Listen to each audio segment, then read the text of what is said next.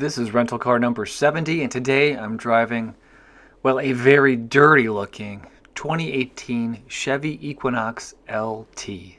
Alright, but let's ignore how gross this car is. The Chevy Equinox is a compact sport utility vehicle. It seats 5, and this version MSRPs for about $27,000.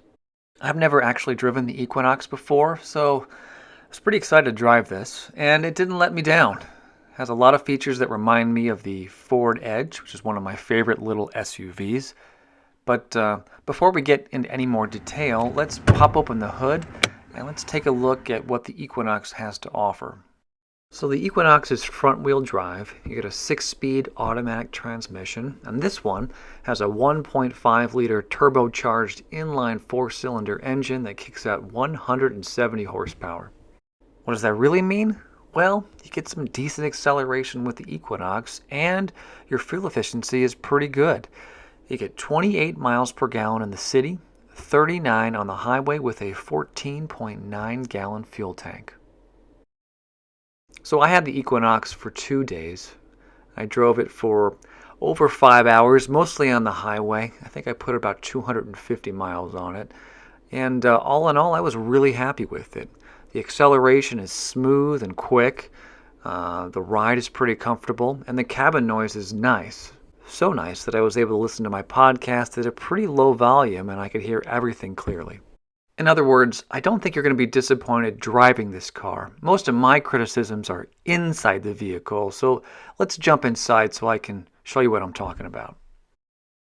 So here's the key fob for the Equinox. It's a nice rectangular shape, 3 buttons on the front, lock, unlock, and panic. No buttons on the back. This has a really nice weight to it. Feels good in the hand. And because you get a key fob, you get a push button start. It's located right here to the right of the steering wheel. Steering wheel is all plastic, but you do get a good number of buttons on here. On the left hand side, you get your cruise controls. These are just raised buttons that feel pretty good. Right hand side, you get your buttons to interact with the center display and the gauge cluster. And then on the back, you get 2 buttons that are your volume rockers. So you just toggle these 2 right here, and you get a nice pop-up screen on the center display that shows you the volume is going up and down. And then above your steering wheel, you get a nice-sized gauge cluster with 4 dials and a pretty big digital display right in the center. I'm a little disappointed by the digital display. It is large, but the font size is pretty small, so it's a little bit difficult to see, and there just aren't that many options here. So you can't navigate through a huge menu structure to find out all kinds of details about the car. You're really limited to just a couple of basic pieces of information here. But there was one nice surprise. When you put something in the back seat and turn off the car, you do get this pop-up message right here that kind of reminds you not to forget whatever you stuck in the back seat. Alright, so let's shift over to the left of the steering wheel. You get all your basic buttons down over here. First off, you get your window controls right here. Mirror controls. Door locks up here. I'm not sure if you can see, but when you lock the car, there is a small LED light that illuminates. And then right here, you get your controls for the headlights and a dimmer for the lights in the gauge cluster. And then looking up, you get a decent sized sunglass holder with just a little bit of padding. There's also 2 lights to illuminate the cabin. And look here, I get to peel off the plastic because this really is a brand new car, even though it's filthy. There's also buttons up here for OnStar and a panic button, and then you get a standard rear view mirror. Below that is the dash. It's fairly smooth. There aren't a lot of cutouts here. Nothing you can really use for storage. And then below there is the touchscreen. Look, I know it's disgustingly dirty. I don't even know what that thing is below. Someone spit maybe? Well, anyway, the touchscreen itself is fairly nice if someone would be willing to wipe it down for me. Decent colors, good size, very responsive. I like to see maybe some brighter, bigger icons to help you navigate through everything, but all in all, it worked great. I was able to connect my phone via Bluetooth within about 30 seconds, so that's pretty exciting. And then below the touchscreen, you get your climate controls. These are pretty nice. There's big buttons for everything that's important. 2 nice dials to operate the fan and the temperature control. I guess my only criticism is I really wish there was a digital readout right here to tell you exactly what temperature you're setting the car at. Do you see that little tiny yellow light on the dials? That's really the only indicator of where you're adjusting things. And when you're driving the car, it's kind of hard to see. And then all the way at the bottom, you get a little cutout to store your cell phone. Tucked back in there, you'll find a DC power port, an auxiliary jack, and a USB port, all pretty nicely located so that you can charge or connect your cell phone in a number of ways.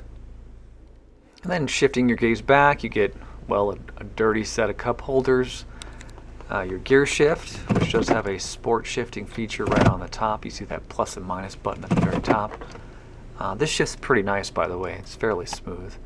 Your parking brake is an automatic button, so you just push or pull on it and it'll activate the parking brake for you automatically. And then behind there you get a small cutout. This is really the only place I found that was convenient to store my cell phone. Works pretty well, although it does sort of rattle around a bit while you're driving. And continuing this theme of a dirty car, this is another item that was left for me. Looks like maybe an AT&T SIM card. Nice. One more treasure. But going back to the actual review, here is the center armrest. You do get a decent sized storage space in here. Comes with a light, but unfortunately there's no sort of connectivity down here. No USB ports, no power ports of any kind. Just a little storage box. And the glove box is kind of the same. Just a small storage space. Nothing special here except for maybe a little bit more garbage left for me. Thanks so very much, Enterprise. Really appreciate it. So that's pretty much all the highlights of the front seat. Let's jump in the back and take a look at what kind of special features the Equinox has for your passengers. So first off, legroom is pretty good. I'm fairly tall, got long legs, but I have plenty of room back here, even with that driver's seat pushed back pretty good distance. The back of the front seat center armrest does have two dedicated vents for your passengers to enjoy, along with the DC power port located right down here at the floor. And then the center seat does fold down to reveal an armrest with two decent sized cup holders and some more animal hair for your enjoyment. So not a ton of exciting features back here, but you do get decent legroom and some fairly comfortable seats. Alright, so let's close things out by taking a look at the very back of the vehicle to see what kind of cargo room you get with the Equinox. So this is a fairly large square space. Although the wheel wells do infringe on the cargo room a little bit, you still get plenty of room back here to carry all your odds and ends. Although, I don't think you'll be able to get a set of golf clubs back here comfortably. But there is an additional storage space right here under the floor. Just open it up for you to store a couple more odds and ends, and that's where they've hidden the owner's manual, in case you're curious. So my favorite feature back here are these two levers. Watch, you pull it on it, and the seat should fold. Let's do it again. It should fold all the way flat. There it goes. Let's try that side seat one more time. Okay, the seatbelt was just engaged, so I had to undo that. But it's nice to be able to just pull a lever and have those seats collapse, because you do get a pretty large area once those seats have completely folded down. All right, and then to close things out, you'll see that there is a spot for an automatic button to close the door, but you don't get it on the LT. You got to close that door manually. So that's all the major highlights of the Chevy Equinox LT. I do want to apologize that the car was so dirty.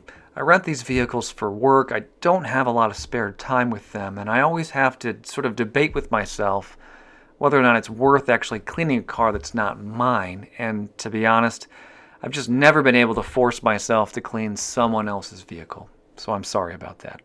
But despite all the mess, I really did enjoy driving the 2018 Chevy Equinox LT. So after 2 days, 5 hours, 250 miles, I'm going to give this one